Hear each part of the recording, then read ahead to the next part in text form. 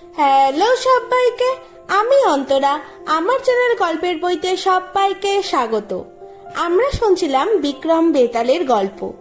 আগের এপিসোডে আমরা শুনেছিলাম বেতালের বলা তৃতীয় গল্পের অর্ধেক অংশ। আজকে আমরা পরবর্তী অংশটুকু শুনব। যারা এখনো গল্পের আগের পার্টগুলি শোনোনি তারা ঝটপট করে গিয়ে আগের পার্টগুলি শুনে এসো।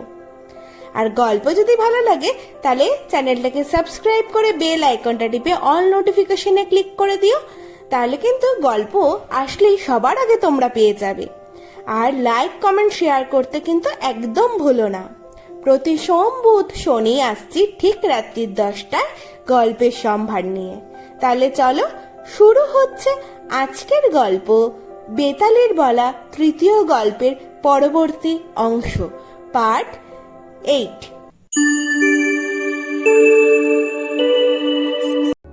কিছুক্ষণ পরে বীরবর দেবীর মন্দিরে উপস্থিত হলো এবং ফুল, ধূপ, প্রদীপ ও নৈবেদ্য দিয়ে ভক্তি সহকারে পূজা করে দেবীর সামনে হাত জোর করে বলল, দেবী, তোমাকে খুশি করার জন্য আমার ছেলেকে তোমার কাছে বলি দিলাম। তোমার কৃপায় যেন রাজার দীর্ঘ আয়ু ও রাজ্য শক্তিশালী হয়। এই বলে খড়গ দিয়ে বীরবর তার ছেলের মাথা কেটে দেবীর চরণে অর্ঘ্য দিল। বীরবরের মেয়ে তার ভাইকে খুব ভালোবাসতো। এই দৃশ্য দেখে সেও সেই খড়গ নিয়ে নিজের বুকে বসালো। বীরবরের স্ত্রী দুঃখে পাগল হয়ে নিজে আত্মহত্যা করল। তখন বীরবর মনে মনে চিন্তা করতে লাগলো, প্রভুর কাজ শেষ করলাম, স্ত্রী পুত্র কন্যা হারালাম, আর কি সুখে জীবন ধারণ করি। এই বলে সেও খড়গ দিয়ে নিজের মাথা কেটে ফেলল। রাজা আড়ালে দাঁড়িয়ে এই মর্মান্তিক দৃশ্য দেখছিলেন। তখন তিনি মনে মনে বলতে লাগলেন, যে রাজ্যে প্রভুভক্ত সেবকের প্রাণ গেল, আমি আর সেই রাজ্য ভোগ করব না। তখন তিনি খড়গটি তুলে নিজের বুকে বসাতে গেলেন। তখনই দেবী দুর্গা দেখা দিয়ে তার হাত ধরে ফেললেন। বললেন, বৎস, তোমার সাহস দেখে সন্তুষ্ট হয়েছি, তুমি আমার কাছে বর চাও। রাজা বললেন, মা, যদি খুশি হয়ে থাকো তবে ওই 4 জনকে জীবন দান করো। দেবী তখনই তথাস্তু বলে স্বর্গ থেকে অমৃত এনে মৃত 4 জনের গায়ে ছিটিয়ে দিলে তারা সুস্থ হয়ে উঠে বসল, যেন তারা ঘুম থেকে উঠল। বীরবর ও তার স্ত্রী পুত্রদের বেঁচে উঠতে দেখে রাজার মন আনন্দে ভরে গেল এবং দেবীর পায়ে পড়ে তারা স্তব করতে লাগলেন।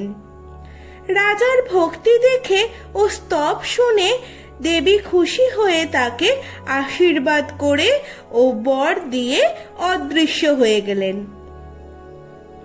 পরদিন সকালবেলা সভায় এসে রাজা রূপসেন গত রাত্রের আশ্চর্য ঘটনার কথা সবার সামনে বলে সভাসদদের সাক্ষী রেখে প্রভুভক্ত বীরবরকে অর্ধেক রাজ্য দান করলেন। গল্প শেষ করে বেতাল বলল, এবার বলো তো মহারাজ, এদের মধ্যে কে সবচেয়ে বেশি মহৎ? বিক্রমাদিত্য বললেন, আমার মতে রাজাই বেশি মহৎ। বেতাল বলল, কেন? রাজা বিক্রমাদিত্য বললেন, বীরবর তার প্রভুর প্রতি কর্তব্য পালন করেছিল, আর তার স্ত্রী ও ছেলে তো মরবেই, কারণ স্বামীর জন্য আর বাবার জন্য প্রাণ দেওয়া সেবকের ধর্ম। কিন্তু রাজার তো সেরকম কোনো ধর্ম নেই, তবুও তিনি সেবকের জন্য প্রাণ দিতে চেয়েছিলেন। তখন বেতাল বলল, মহারাজ, এবারও তুমি সঠিক উত্তর দিয়েছ, তাহলে আমি চললাম। এই বলে সে এবারও সঠিক উত্তর পেয়ে শ্মশানে গিয়ে আবারও গাছে ঝুলে রইল এবং রাজা বিক্রমাদিত্য আবারও তার পিছন পিছন গিয়ে গাছে উঠে দড়ি কেটে তাকে কাঁধে তুলে নিয়ে আবারও হাঁটতে শুরু করলেন এবং বেতালে শুরু করলো তার চতুর্থ গল্প। শুরু হচ্ছে বেতালের বলা চতুর্থ গল্প। সেকালে ভোগবতী নগরে অনঙ্গ সেন নামে একজন প্রসিদ্ধ রাজা ছিলেন। চূড়ামণি নামে তার একটি সুখ পাখি ছিল। পাখিটি রাজার সঙ্গে সঙ্গেই থাকত এবং তার গুণের অন্ত ছিল না। একদিন রাজা কথায় কথায় চূড়ামণিকে জিজ্ঞাসা করলেন, চূড়ামণি, তুমি কি কি জানো আমাকে বলো। চূড়ামণি বলল, মহারাজ, আমি অতীত, বর্তমান এবং ভবিষ্যতের সব জানি। রাজা বিস্মিত হয়ে বললেন, তুমি যদি তিনকালের কথা জানো তবে বলো তো, আমার মনের মতো রমণী কোথায় আছে যাকে আমি বিয়ে করতে পারি। চূড়ামণি বলল, মহারাজ, মগধ দেশের বিখ্যাত রাজা বীরসেনের এক সুন্দরী সুলক্ষণা কন্যা আছে যার নাম চন্দ্রাবতী। তার সঙ্গে আপনার বিয়ে হবে।